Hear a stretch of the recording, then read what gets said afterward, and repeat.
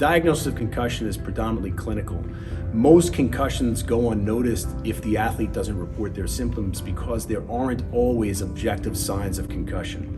So the objective signs of concussion are loss of consciousness or head shaking, being disoriented or confused. Sometimes somebody on the team can recognize that their teammate is impaired and report that.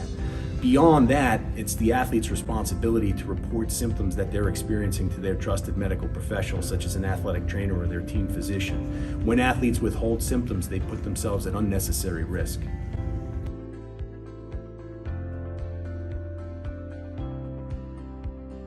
Most concussions are silent injuries without noticeable observable signs. An athlete might experience headache, dizziness, lightheadedness, sensitivity to light or noise, confusion, feeling drowsy or lethargic.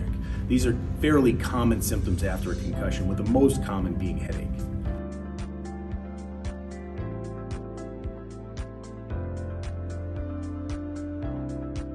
Of course, if an athlete notices symptoms on the field, he or she should report them to their trusted medical provider, the athletic trainer, or their team physician as soon as possible.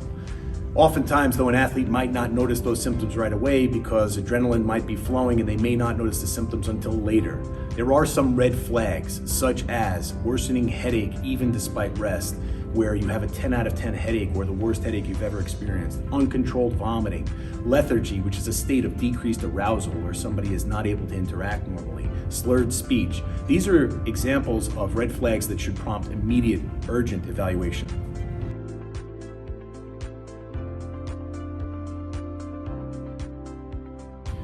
Concussions are important for athletes to pay attention to because of the potential for permanent brain damage.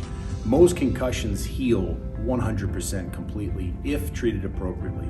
When athletes ignore symptoms, the more catastrophic things such as second impact syndrome and long-term effects such as chronic traumatic encephalopathy become more real risk factors.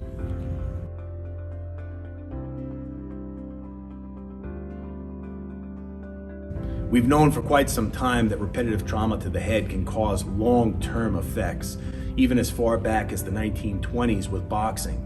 So that's the main objective in sports today, is to limit repetitive contact to the brain, especially after the initial insult.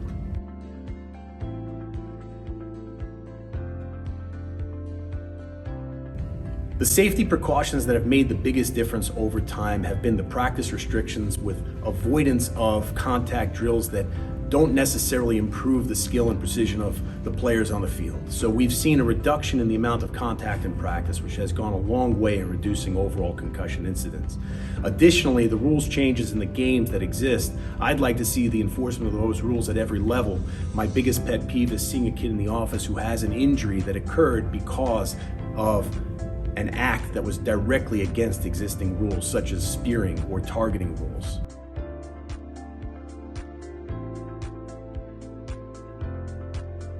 The most common myths about concussion are that you will see the concussion from the outside in, that it will be accompanied by some observable sign.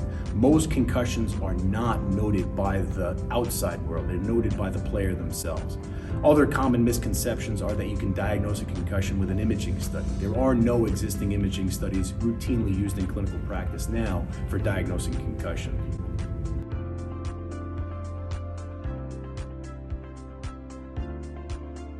Appropriate protective equipment can help, and helmet technology has come a long way in dispersing forces to minimize some of the potential concussions that occur. But the most important way to avoid concussion is to enforce existing rules.